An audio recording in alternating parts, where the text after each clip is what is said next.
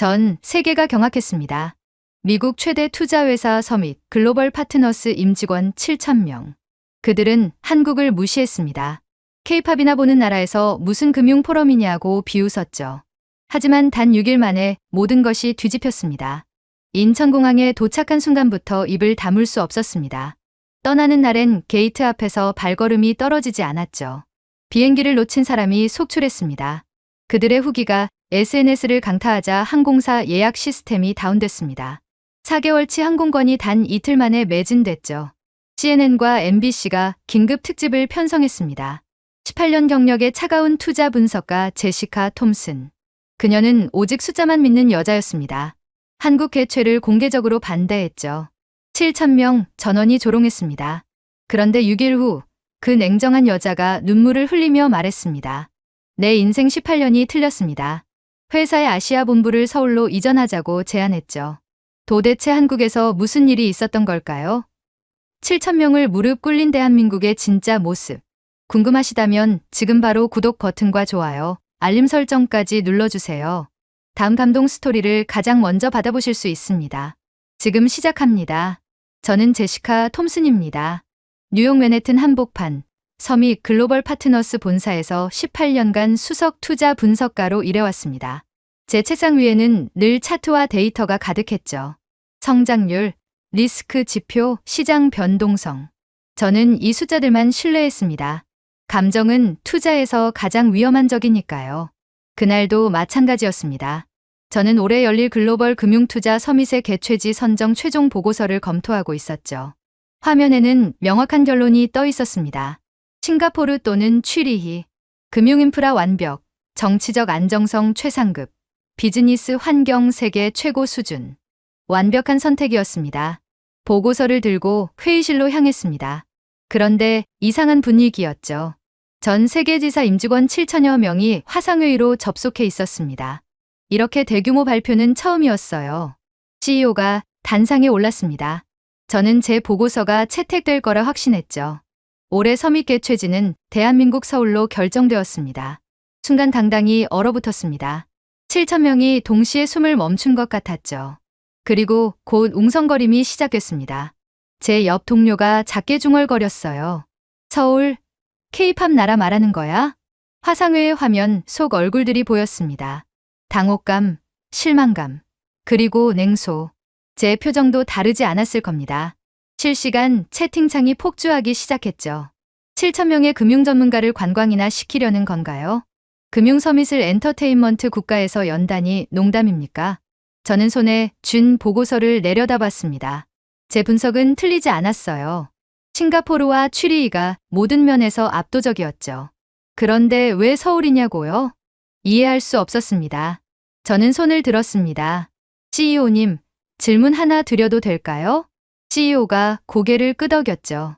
한국이 선정된 구체적인 근거가 궁금합니다. 제 분석으로는 금융 인프라, 안정성, 비즈니스 환경 모든 면에서 싱가포르와 취리히가 우세했는데요. 제 목소리는 냉정했습니다. 하지만 속으로는 분노가 치밀었어요. 이건 이성적인 결정이 아니었죠. CEO가 답했습니다.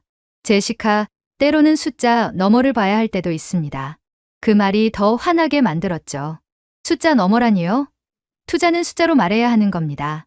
그때 샌프란시스코 지사에서 접속한 한국계 애널리스트 데이빗 김이 발언권을 요청했습니다. 저는 이번 선택이 매우 전략적이라고 봅니다. 한국은 숨겨진 잠재력이 있습니다. 금융기술 혁신 속도, 정부의 적극적 지원, 그리고 저는 끼어들었죠. 잠재력은 리스크를 포장하는 미사여구일 뿐입니다. 데이빗. 그리고 이 7,000명의 전문가들을 설득할 논리가 빈약하군요. 데이빗은 잠시 침묵했습니다. 화상회의 화면 속 수천 개의 얼굴들이 저를 바라봤어요. 대부분 동의하는 표정이었죠. 회의가 끝나고 사무실로 돌아왔습니다. 컴퓨터 앞에 앉아 한국에 대한 데이터를 다시 뒤적였어요. GDP 성장률 괜찮네요. 기술 특허 출원 건수 나쁘지 않군요. 하지만 이게 전부인가요? 싱가포르는 이보다 더 안정적이었고 취리히는 이미 검증된 도시였습니다. 저는 창밖을 내다봤어요. 뉴욕의 스카이라인이 보였죠. 익숙하고 예측 가능한 풍경이었습니다. 한국은 그 반대였어요. K-팝과 드라마로 유명하지만 금융 인프라는 의문투성이었죠. 그날 밤 집에 돌아가서도 잠이 오지 않았습니다. 머릿속에서 숫자들이 맴돌았죠. 한국의 변동성 지수, 외국인 투자자 만족도, 과거 실패 사례들. 저는 노트북을 열어 이메일을 작성했습니다. CEO에게 보내는 재검토 요청서였죠. 하지만 보내기 버튼을 누르지 못했어요. 이미 결정된 일이었으니까요. 창밖을 보니 비가 내리고 있었습니다. 뉴욕의 전형적인 밤이었죠. 서울이라 예측 불가능한 변수가 많은 도시. K-팝과 드라마 외에 뭐가 있을까? 그때는 몰랐습니다. 제가 얼마나 틀렸는지를, 제 모든 데이터 분석이 얼마나 피상적이었는지를 말이죠. 3주가 흘렀습니다. 뉴욕 JFK 공항은 북적였어요. 7천여 명의 서밋, 글로벌 파트너스 임직원들이 모여 있었죠. 저는 출국장 입구에서 탑승권을 받아들며 한숨을 쉬었습니다. 대한항공과 아시아나 전세기 총 8편. 이렇게 비효율적인 항공편 배정이라니. 옆에 선 동료가 고개를 저었습니다. 맞아. 예산 낭비 아닌가 싶어. 서울이라니 정말 이해가 안 가. 기내에 들어섰습니다. 좌석은 나쁘지 않았어요. 하지만 마음은 무겁기만 했죠. 좌석 앞 주머니를 열어봤습니다. 한국금융산업혁신 가이드 책자가 놓여 있었어요. 그 옆에는 작은 선물 상자가 있었죠. 열어보니 한국 전통 문양이 새겨진 명함 케이스였습니다. 형식적인 홍보물이군. 저는 책자를 덮고 눈을 감았어요. 14시간의 비행이 기다리고 있었습니다. 비행기가 이륙했습니다. 기내식 시간이 다가왔어요. 한국인 승무원이 제 앞에 섰습니다. 식사는 불고기 덮밥과 연어 구이 2가지 중 선택하실 수 있습니다. 불고기로 주세요. 뻔한 아시아 요리겠거니 생각했어요. 하지만 트레이가 놓이는 순간 놀랐습니다. 작은 그릇들이 정갈하게 배치돼 있었어요. 반찬이 6가지나 따로 담겨 있었죠. 승무원이 설명했습니다. 불고기는 오늘 아침 준비한 것이고 반찬은 전통 방식으로 만들었습니다. 저는 포크를 들었습니다. 한 입 먹었죠. 순간 손이 멈췄어요. 신선했습니다. 고기는 부드러웠고 양념은 깊은 맛이 났어요. 반찬들도 하나하나 정성스러웠죠. 생각보다 괜찮은데. 옆자리 동료가 중얼거렸어요. 저도 모르게 고개를 끄덕였죠. 예상치 못한 품질이었습니다. 식사를 마치고 다시 눈을 감았습니다. 그때였어요. 갑자기 기체가 크게 흔들렸죠. 기내 방송이 나왔습니다. 승객 여러분, 난기류를 통과 중입니다. 안전벨트를 착용해 주시기 바랍니다. 사람들이 웅성거렸어요. 저는 벨트를 다시 조였죠. 그런데 몇 줄 뒤에서 비명이 들렸습니다. 누군 다 쓰러진 것 같았어요. 의사분 계십니까? 승무원의 목소리가 긴박했습니다. 기내가 순식간에 아수라장이 됐어요. 사람들이 일어나 뒤를 돌아봤죠. 한국인 승무원 4명이 달려왔습니다. 놀라운 건 그 다음이었어요. 그들은 전혀 당황하지 않았죠. 한 명은 응급 처치 키트를 꺼냈고 다른 한 명은 환자의 상태를 확인했습니다. 나머지는 주변 승객들을 진정시켰어요. 괜찮습니다. 저희가 처리하겠습니다. 자리에 앉아 계세요. 유창한 영어였습니다. 목소리는 침착했고 손놀림은 정확했어요. 마치 수백 번 훈련받은 것처럼 보였죠. 환자는 미국인 중년 남성이었습니다. 승무원은 그에게 계속 말을 걸었어요. 천천히 숨 쉬세요. 지금 혈압을 재겠습니다. 괜찮아요. 저희가 함께 있습니다. 부드럽지만 확신에 찬 목소리였어요. 환자의 얼굴이 점점 안정을 찾았죠. 15분쯤 지났을까요? 상황이 진정됐습니다. 환자는 다시 좌석에 앉았고 승무원은 계속 옆에서 지켜봤어요. 저는 넋을 놓고 그 장면을 봤습니다. 데이터 이상의 완벽함이었어요. 오차 없는 전문성이었죠. 그리고 무엇보다 인간적인 섬세함이 느껴졌습니다. 단순히 매뉴얼을 따르는 게 아니었어요. 진심으로 환자를 안심시키려는 태도였죠. 동료들 사이에서 속삭임이 들렸습니다. 솔직히 놀랐어. 저렇게 침착할 줄은 몰랐네. 응급 상황인데도 완벽하게 대처하더라. 저도 인정할 수밖에 없었어요. 이건 형식이 아니었습니다. 진짜 실력이었죠. 저는 창밖을 내다봤습니다. 구름이 흘러가고 있었어요. 머릿속이 복잡했죠. 기내식의 품질, 응급 상황 대처, 승무원들의 전문성. 이 모든 게 제가 예상했던 것과 달랐습니다. 이런 디테일이 가능한 거야?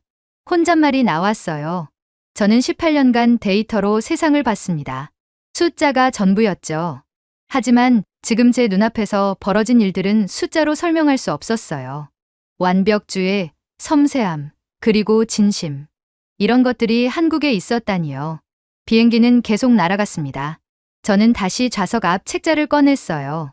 한국 금융산업 혁신 가이드. 페이지를 넘겼죠. 핀테크, 블록체인, 디지털 금융. 익숙한 단어들이 보였습니다. 하지만 이제는 다르게 느껴졌어요. 어쩌면 제가 놓친 게 있을지도 몰랐습니다. 데이터 뒤에 숨겨진 무언가 말이죠.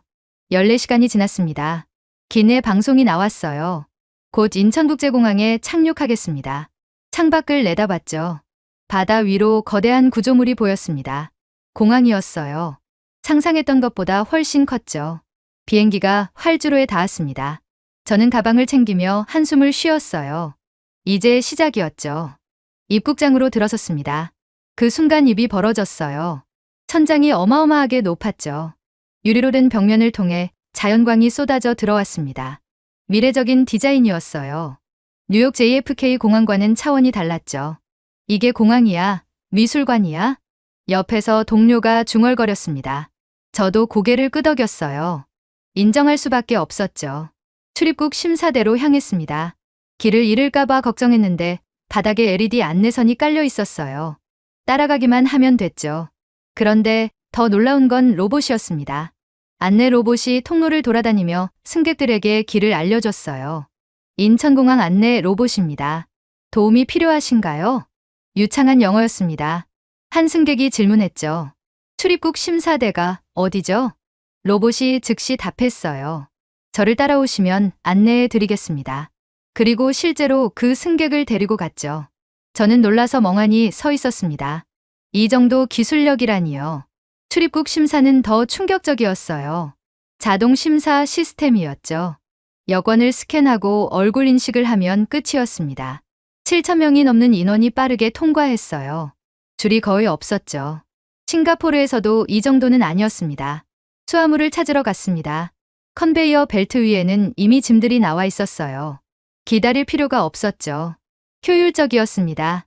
모든 게 계획된 것처럼 매끄러웠어요. 공항 밖으로 나왔습니다. 전용 버스들이 대기하고 있었죠. 7,000명을 서울로 실어 나를 버스들이었어요. 저는 버스에 올라탔습니다. 좌석은 편안했고 차내는 깨끗했죠. 버스가 출발했어요. 고속도로에 진입했습니다. 창밖 풍경이 빠르게 지나갔죠. 넓은 도로, 정돈된 차선, 그리고 멀리 보이는 고층 빌딩들. 생각했던 것과 달랐어요. 공항은 정말 대단하네. 뒷자리에서 누군가 말했습니다. 이 정도 규모일 줄은 몰랐어. 저도 속으로 인정했어요. 인프라는 확실히 인상적이었죠. 하지만 여전히 의심이 남았습니다. 이게 전부 섬이 유치를 위한 쇼가 아닐까요? 40분쯤 지났을까요? 한강이 보이기 시작했습니다. 넓은 강이었어요. 그 위로 다리들이 이어져 있었죠. 그리고 강 건너편에는 화려한 빌딩들이 야경이 시작되고 있었어요. 불빛들이 하나둘 켜지기 시작했죠. 우와, 저게 서울이야? 창가에 앉은 동료가 감탄했습니다. 저도 눈을 뗄 수 없었어요. 뉴욕과는 다른 느낌이었죠. 더 현대적이고 더 역동적이었습니다. 버스는 여의도로 들어섰습니다. 거리는 깨끗했고 건물들은 웅장했어요. 그리고 마침내 컨벤션 센터가 보였죠. 거대한 건물이었습니다. 서밋이 열릴 장소였어요. 버스에서 내렸습니다. 광장은 넓었죠. 분수가 있었고 사람들이 오가고 있었습니다. 저녁 시간인데도 활기찼어요. 호텔은 바로 옆이라고 합니다. 인솔자가 말했어요. 콜레드 서울이었죠. 5성급 호텔이었습니다. 로비로 들어서자 샹들리에가 눈에 들어왔어요. 화려했죠. 체크인 데스크에는 직원들이 대기하고 있었습니다. 환영합니다. 방 배정은 이미 끝났습니다. 카드키를 받아 가시면 됩니다. 완벽한 영어였어요. 미소도 자연스러웠죠. 저는 카드키를 받아들고 엘리베이터로 향했습니다. 방에 들어섰어요. 넓었습니다. 창밖으로는 한강과 서울 시내가 한눈에 보였죠. 야경은 정말 아름다웠어요. 저는 창가에 서서 한참을 바라봤습니다. 이 정도 시설을 갖추고 있었다니. 혼잣말이 나왔어요. 하지만 곧 고개를 저었죠. 겉모습에 현혹되지 말아야 했습니다. 중요한 건 내용이었어요. 이 7,000명의 눈을 속일 순 없었죠. 저는 가방을 풀며 생각했습니다. 공항의 첨단 시설, 효율적인 입국 절차, 컨벤션 센터의 웅장한 규모, 최고급 호텔의 서비스. 인정합니다. 인프라는 선진국 수준이었어요. 아니, 그 이상이었죠. 하지만 이게 다일까요? 한국 정부가 막대한 자금을 투입해서 만든 일회성 쇼는 아닐까요? 저는 노트북을 켰습니다. 이메일을 확인했어요. 뉴욕 본사에서 온 메시지들이 쌓여 있었죠. 동료들의 메시지도 있었습니다. 제시카, 공항 봤어? 진짜 대단하더라. 호텔도 최고급이야. 근데 이게 전부는 아니겠지? 다들 비슷한 생각인 것 같았어요. 놀라긴 했지만 여전히 의심하고 있었죠. 저는 창밖을 다시 내다봤습니다. 서울의 밤은 밝았어요. 불빛들이 끝없이 이어져 있었죠. 저 안에 진짜 실력이 있을까? 아니면 그저 화려한 포장일 뿐일까? 겉모습에 현혹되지 마, 제시카. 중요한 건 내용이야. 스스로에게 다짐했습니다. 7,000명의 전문가들도 같은 생각일 거예요. 우리는 쉽게 속지 않습니다. 저는 커튼을 닫았습니다. 침대에 누웠죠. 피곤했어요. 14시간의 비행, 그리고 예상치 못한 놀라움들. 하지만 여전히 경계를 늦출 수 없었습니다. 내일이 진짜 시험대였으니까요. 아침이 밝았습니다. 호텔 도식을 간단히 먹고 컨벤션 센터로 향했어요. 전시장 입구에는 이미 사람들이 모여 있었죠. 7,000명의 참가자들이었습니다. 저는 명찰을 목에 걸고 안으로 들어섰어요. 전시장은 광활했습니다. 천장이 높았고 부스들이 끝없이 이어져 있었어요. 글로벌 금융투자 서밋. 오늘이 개막식이었죠. 저는 팔짱을 끼고 단상을 바라봤습니다. 조명이 어두워졌습니다. 무대에 불이 들어왔죠. 그런데 예상과 달랐어요. 스크린이 아니었습니다. 공중에 영상이 떠올랐어요. 홀로그램이었죠. 저게 홀로그램이야? 옆에서 누군가 중얼거렸습니다. 저도 눈을 크게 떴어요. 입체 영상이 공중에서 움직이고 있었죠. 한국 핀테크 스타트업 대표가 무대에 올라왔습니다. 저희는 오지 기술을 기반으로 실시간 금융 데이터 홀로그램 구현에 성공했습니다. 홀로그램이 바뀌었습니다. 주식 차트가 나타나 3D로 회전하더니 실시간으로 변동하는 모습이 생생하게 드러났어요. 뒤에서 감탄사가 터졌습니다. 다음 발표가 시작됐어요. 블록체인 기반 금융 시스템이었습니다. 무대 위 개발자가 허공에서 손을 움직이자 데이터가 실시간으로 변화했죠. 거래 속도는 초당 10만 건입니다. 보안 해킹 시도 차단율 99.99%. 저는 메모를 시작했습니다. 이건 투자 가치가 있었어요. 개막식이 끝났습니다. 본격적인 경연이 시작됐어요. 저는 각 부스를 돌아다녔죠.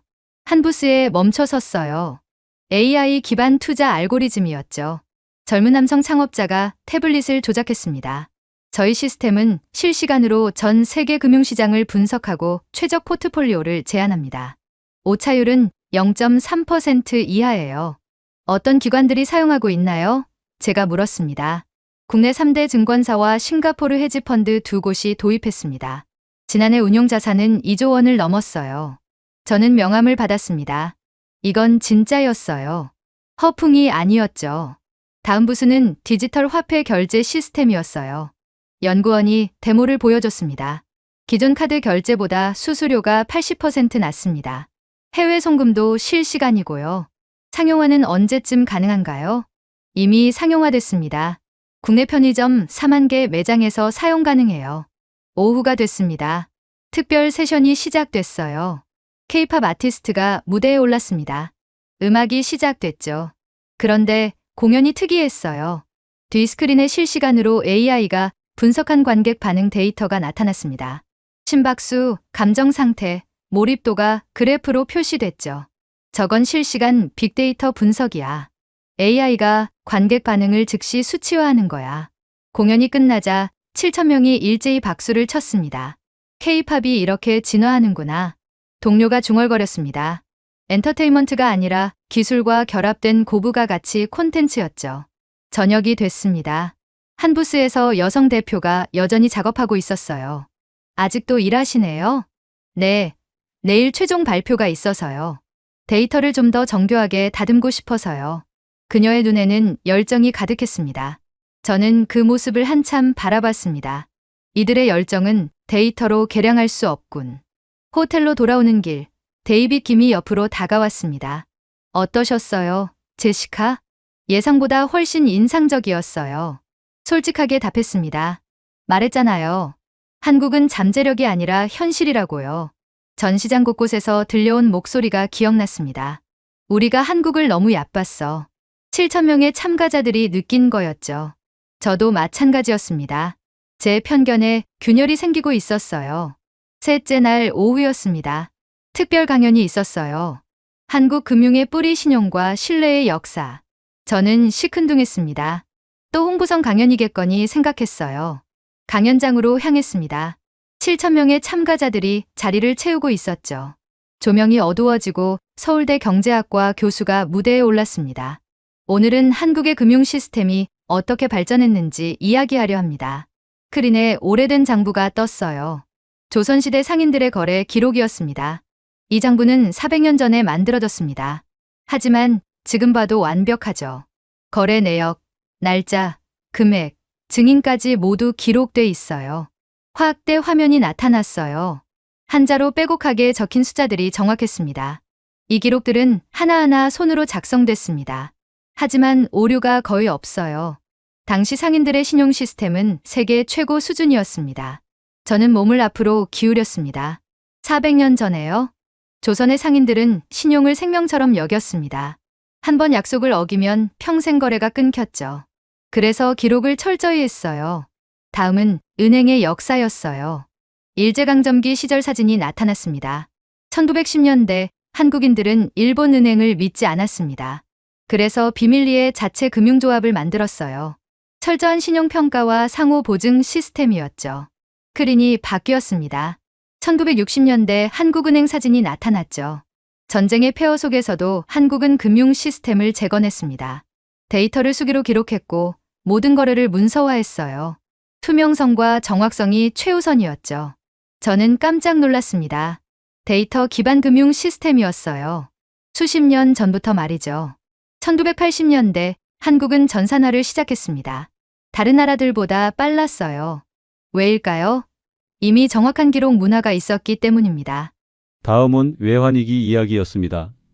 1997년 한국은 IMF 구제금융을 받았습니다. 하지만 4년 만에 모두 갚았죠. 어떻게 가능했을까요? 교수가 잠시 멈췄습니다. 국민들이 금을 모아 나라에 기부했습니다. 350만 명이 참여했어요. 총 227톤의 금이 모였죠. 이건 경제 논리로 설명할 수 없습니다. 신뢰와 희생정신이었어요. 강연장이 조용해졌습니다. 7,000명 모두가 숨죽이며 듣고 있었어요. 한국의 금융 시스템은 갑자기 생긴 게 아닙니다. 수백 년간 쌓인 신용 문화의 결과예요. 그리고 위기를 함께 극복한 경험이 바탕이 됐죠. 그 순간 15년 전 회사 선배의 말이 떠올랐습니다. 한국은 회복력이 있다. 당시 저는 그 말을 무시했죠. 하지만 지금 생각해보니 달랐어요. 그 선배는 이걸 봤던 거예요. 수백 년의 역사 속에 쌓인 신뢰 시스템을 말이죠. 강연이 끝났습니다. 7,000명이 일어서 박수를 쳤죠. 저도 일어섰습니다. 내가 놓쳤던 진짜 데이터가 있었군. 강연장을 나왔습니다. 복도에서 참가자들의 대화가 들렸어요. 수백 년의 신용 문화를 가진 금융 강국이라니. IMF 위기를 4년 만에 극복한 나라. 데이빗 김이 다가왔어요. 어떠셨어요? 충격적이었어요. 한국의 금융 시스템이 현대에만 있는 줄 알았죠. 하지만 뿌리가 깊었어요. 데이빗이 미소 지었습니다. 그래서 제가 잠재력이라고 말한 게 아니에요. 이미 증명된 역사였죠. 그날 밤 호텔 방으로 돌아왔어요. 18년 전 자료를 찾아봤죠. 회사 선배의 투자 보고서가 나왔습니다. 한국 기업들은 장기적 관점을 가지고 있다. 단기 이익이 아닌 신뢰 구축에 집중한다. 선배는 옳았어요. 하지만 당시 저는 그걸 이해하지 못했죠. 숫자만 봤을 뿐이었습니다. 당신이 옳았어요. 혼잣말이 나왔습니다. 그는 한국의 본질을 봤어요. 하지만 저는 편견에 갇혀 있었죠. 다음 날 아침 버스가 고속도로를 달렸습니다. 1시간쯤 지나자 판교 테크노밸리 표지판이 보였어요. 창밖 풍경이 바뀌기 시작했습니다. 저게 뭐야? 실리콘밸리 같았습니다. 건물들이 현대적이었고 거리는 깨끗했어요. 하지만 그게 전부가 아니었습니다. 버스가 진입로를 따라 들어가자 거대한 IT 단지가 펼쳐졌습니다. 네이버, 카카오, 넥슨 등 대형 IT 기업 건물들이 즐비했죠. 저 건물들 좀 봐. 동료가 창가에 붙어 중얼거렸습니다. 건물마다 독특한 디자인이었어요. 네이버 그린 팩토리는 건물 외벽이 식물로 뒤덮여 있었죠. 저 건물은 친환경 에너지 자급률이 80%예요. 태양광 패널과 지열 시스템을 결합했습니다. 안내원이 설명했습니다. 건물 사이사이로 공원이 조성돼 있었어요. 사람들이 산책하고 벤치에 앉아 노트북으로 일하고 있었습니다. 워라밸을 중요시하는 기업 문화예요. 직원들이 자유롭게 휴식하며 창의성을 발휘하도록 설계됐죠. 버스가 멈췄습니다. 카카오 본사 앞이었어요. 여기서 카카오의 핀테크 시스템을 견학하실 겁니다. 건물 안으로 들어갔습니다. 로비는 넓었고 인테리어는 세련됐어요. 하지만 더 놀라운 건 안내 시스템이었습니다. QR코드를 스캔하자 스마트폰에 자동으로 층별 안내가 떴죠. AI 음성 가이드까지 시작됐습니다. 엘리베이터를 타고 15층으로 올라갔어요. 핀테크 연구소였습니다. 젊은 여성 연구원이 우리를 맞이했습니다. 카카오페이는 현재 한국 인구의 70%가 사용하고 있습니다. 월 거래액은 10조 원이 넘어요. 대형 스크린에 실시간 거래 데이터가 흘러갔습니다. 초당 수만 건의 거래가 처리되고 있었죠. 결제 승인 시간은 평균 0.8초입니다. 보안은 블록체인과 생체 인증을 결합했어요. 저는 메모했습니다. 이건 투자 대상이었어요. 해외 진출은 어떻게 되나요? 제가 물었습니다. 동남아 6개국에 진출했고 내년엔 유럽 시장도 공략할 예정입니다. 다음 방으로 이동했어요. AI 개발실이었습니다. 개발자들이 여러 개의 모니터 앞에서 코딩하고 있었죠. 저희는 AI 추천 알고리즘을 금융에 적용하고 있습니다. 사용자 패턴을 분석해서 최적의 투자 상품을 제안하죠. 화면에 데모가 나타났습니다. AI가 실시간으로 주식을 분석하고 매수매도 타이밍을 추천했어요. 정확도는 얼마나 되나요? 100테스트 결과 87%의 수익률을 기록했습니다. 투어가 끝났습니다. 점심은 판교의 한 한정식집이었어요. 레스토랑에 들어서자 한옥을 현대적으로 재해석한 인테리어가 보였습니다. 전통과 현대의 조화였죠. 음식이 나왔습니다. 12가지 반찬과 함께 젓가락에 차려진 한정식이었어요. 한 입 먹었습니다. 맛이 깊었죠. 하나하나 정성스럽게 만든 게 느껴졌어요. 이 음식들은 모두 유기농 재료로 만들었습니다. 조미료는 일절 사용하지 않아요. 셰프가 직접 나와 설명했습니다. 된장은 3년 숙성시킨 전통 방식이고 김치는 유산균 분석을 거쳐 최적의 발효 시점에 제공합니다. 과학과 전통의 결합이었어요. 식사를 마치고 밖으로 나왔습니다. 7,000명 모두 만족스러운 표정이었죠. 버스로 돌아가며 데이빗이 물었습니다. 판교는 어땠어요? 압도적이었어요. 단순히 IT 단지가 아니었어요. 기술과 인간, 일과 삶의 균형을 모두 고려한 곳이었죠. 데이빗이 웃었습니다. 한국은 숨겨진 게 많아요. 겉으로 드러나지 않는 강점들이죠. 버스가 출발했어요. 창밖으로 판교가 멀어졌죠. 판교의 첨단 기술, 친환경 건물들, 워라밸 문화, 카카오의 압도적인 핀테크 시스템, 그리고 한정식의 완벽한 맛. 이 모든 게 한국의 실력이었어요. 단순한 IT 강국이 아니었죠. 핵심 기술력과 동시에 삶의 질을 최우선으로 생각하는 나라였습니다. 제 분석이 틀렸던 겁니다. 한국은 결코 뒤지지 않았어요. 어쩌면 더 앞서 있을지도 몰랐죠. 호텔로 돌아와 보고서를 작성했습니다. 한국의 기술력은 실리콘밸리와 대등하거나 그 이상이다. 전통과 혁신의 결합? 이것이 한국의 비즈니스 모델이다. 그리고 미래를 설계하는 능력. 이것이 한국의 진짜 경쟁력이다. 제 편견은 완전히 무너졌습니다. 한국은 제가 생각했던 것과 전혀 달랐어요. 내일이면 서밋이 끝납니다. 마지막 밤이었죠. 그동안 본 것들을 정리하며 저는 확신했습니다. 한국은 투자할 가치가 충분한 나라라고요. 서밋 마지막 날 밤이었습니다. 저녁 식사를 마치고 호텔 방으로 돌아왔어요. 마지막 밤이었으니 산책을 나가기로 했습니다. 밤 공기가 시원했어요. 거리는 밝았죠. 저녁 10시가 넘었는데도 활기찼습니다. 걷기 시작했습니다. 그때 놀라운 광경을 봤죠. 한 여성이 혼자 조깅하고 있었습니다. 밤 10시가 넘은 시간에요. 뉴욕에서는 상상할 수 없는 일이었어요. 밤에 혼자 뛴다니요. 특히 여성이요. 계속 걸었어요. 작은 공원엔 한 부부가 유모차와 함께 산책 중이었습니다. 밤 11시예요. 믿을 수가 없어. 미국에서는 절대 볼 수 없는 풍경이었어요. 편의점이 보였어요. 24시간 영업이었죠. 안으로 들어가 삼각김밥을 샀습니다. 밖으로 나와 벤치에 앉아 먹었어요. 신선했습니다. 밥은 따뜻했고 김은 바삭했어요. 이게 편의점 음식이라고?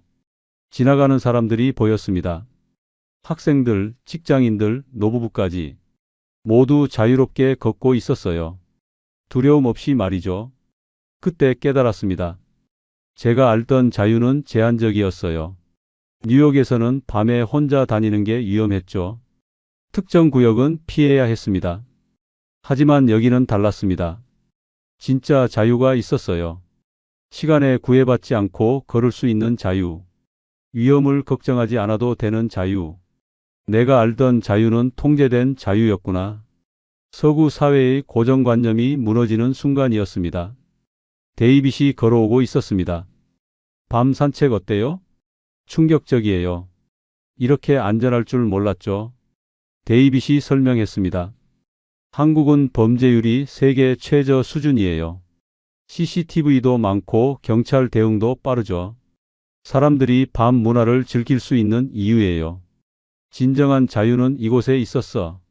선진국이라고 자부했던 미국보다 여기가 더 자유로워요. 그때였습니다.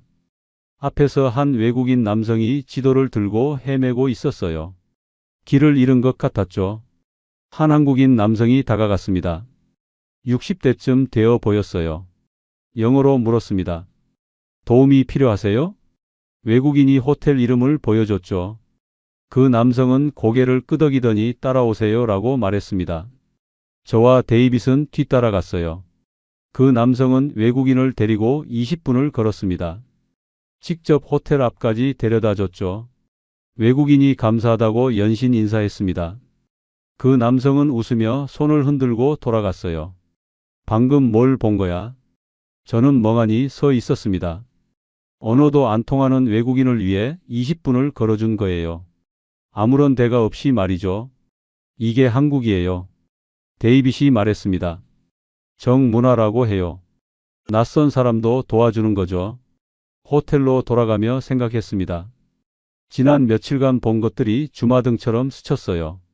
인천공항, 기내 승무원, 컨벤션 센터, 역사 강연, 판교, 그리고 오늘 밤의 안전한 거리와 낯선 일을 돕는 시민.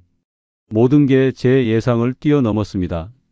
한국은 첨단 기술, 깊은 역사, 그리고 진정한 자유와 인간미가 있는 나라였습니다. 방으로 돌아와 창밖을 봤어요. 서울의 야경이 여전히 빛나고 있었습니다. 이제는 달라 보였어요. 자유롭고 안전하고 따뜻한 도시였어요. 한국은 투자 대상이 아니었습니다. 배워야 할 나라였어요. 존경해야 할 나라였죠. 눈을 감았어요. 18년간 쌓아온 편견이 완전히 무너졌습니다. 한국은 숨겨진 강국이었습니다. 그리고 저는 이 사실을 뉴욕에 돌아가 알릴 생각이었습니다. 마지막 날 아침이 밝았습니다. 짐을 쌌어요. 6일이 끝나는 순간이었죠. 로비로 내려갔습니다. 7,000명의 참가자들이 모여 있었어요. 하지만 표정이 밝지 않았습니다. 떠나기 싫어 보였어요. 버스에 올라 인천공항으로 향했습니다. 차창 밖으로 서울이 지나갔어요. 모든 게 소중한 기억으로 남았습니다. 공항에 도착했어요. 출국장으로 향했죠. 그때 지상 직원들이 줄지어서 손을 흔들며 배웅하고 있었습니다. 안녕히 가세요. 다시 오세요. 진심이 담겨 있었어요. 형식적인 인사가 아니었죠. 저는 걸음을 멈췄습니다. 가슴이 뜨거워졌어요. 눈물이 났죠. 이건 VIP 대우가 아니야. 진정한 환대였어. 비행기에 올라 창밖을 봤어요. 인천공항이 작아지고 있었죠. 한국이 멀어지고 있었습니다. 14시간 후 뉴욕에 도착했죠. 집에 돌아와 짐을 풀며 생각했습니다. 6일이 내 인생을 바꿔놨어. 4주가 지났습니다. 소셜미디어가 난리였죠. 7,000명의 참가자들이 한국 방문 후기를 올리기 시작했습니다. 한국이 이 정도일 줄 몰랐다. 6일 만에 인생관이 바뀌었다. 댓글들이 폭발적으로 늘어났습니다. CNN이 특집 보도를 냈어요. MBC도 다큐멘터리를 제작했습니다. 제가 인터뷰 요청을 받았죠. 한국은 제가 생각했던 것과 전혀 달랐습니다. 기술력, 안전성, 문화적 깊이, 모든 면에서 최고 수준이었어요. 방송이 나간 후 미국 전역에서 한국에 대한 관심이 폭발했어요. 서밋 글로벌 파트너스 본사에서 회의가 열렸습니다. CEO가 저를 불렀어요. 제시카, 한국 투자 보고서 준비해줘. 이미 준비돼 있었습니다. 한국은 잠재력이 아닌 현재 진행형의 혁신 국가입니다. 과거 우리의 투자 실패는 우리의 무지가 문제였어요. 한국은 투자 1순위 국가로 재평가돼야 합니다. CEO가 고개를 끄덕였습니다. 좋아. 이대로 진행하자. 그날부터 서밋 글로벌 파트너스의 한국 투자가 시작됐어요. 8개월이 지났습니다. 저는 개인 휴가로 한국을 다시 찾았습니다. 이번에는 게스트하우스에 머물며 현지인처럼 지냈어요. 뉴욕으로 돌아와 결심이 섰어요. CEO에게 제안서를 냈죠. 서밋 글로벌 파트너스의 아시아 본부를 서울로 이전하자. 회의실이 조용해졌습니다. 한국은 아시아의 중심입니다. 인프라, 인재, 비즈니스 환경, 모든 게 완벽해요. 확신해, 제시카? 네. 18년 경력을 걸고 말씀드립니다. 한 달 후 결정이 났어요. 서울 이전이 승인됐죠. 데이빗과 함께 팀을 구성했습니다. 새로운 시작이었어요. 지금 저는 서울에 살고 있습니다. 강남에 아파트를 얻었어요. 매일 아침 한강을 봅니다. 밤에는 조깅을 해요. 혼자서도 안전하니까요. 이게 진정한 자유라는 걸 알게 됐죠. 서밋 글로벌 파트너스 서울 본부는 성공적입니다. 투자 수익률이 뉴욕보다 25% 높아요. 한국 스타트업들과의 협업도 활발하죠. 어느 날 저녁 집에서 TV를 보고 있었습니다. 한국 뉴스가 나왔어요. 한 할머니가 길에서 넘어졌는데 지나가던 청년 3명이 달려가 부축하는 장면이었죠. 이게 바로 한국이지. 미소가 지어졌습니다. 그런데 갑자기 허리에 통증이 느껴졌어요. 요즘 업무가 많아서 의자에 오래 앉아 있었거든요. 아, 이거 좀 심각한데? 다음 날 아침 회사 동료인 수진 씨에게 물었습니다. 허리 아플 때 어떻게 해요? 아, 제시카 씨. 저희 어머니도 허리 때문에 고생하셨는데요. 크로스 메디컬 허리 보호대 쓰시고 많이 좋아지셨어요. 허리 보호대요? 네, 특히 장시간 앉아서 일하시는 분들한테 정말 좋대요. 자세 교정도 되고 통증 완화에도 도움이 된대요. 저희 어머니 연세가 많으신데도 효과 보셨어요. 그날 저녁 인터넷으로 크로스 메디컬 허리 보호대를 주문했습니다. 리뷰를 보니 시니어 분들이 특히 많이 사용하시더라고요. 이틀 후 제품이 도착했어요. 착용해보니 허리가 확실히 편안했습니다. 한국은 이런 것까지 세심하게 만들어 놨구나. 자세도 자연스럽게 교정되는 느낌이었어요. 가끔 생각합니다. 만약 그때 CEO의 결정을 계속 반대했다면 어땠을까요? 7천 명과 함께 한국을 무시했다면? 다행히 그러지 않았습니다. 마음을 열었고 편견을 버렸어요. 그 결과 새로운 세계를 발견했죠. 한국은 배울 곳이었고 존경할 곳이었어요. 그리고 제게는 사랑하는 곳이 됐습니다.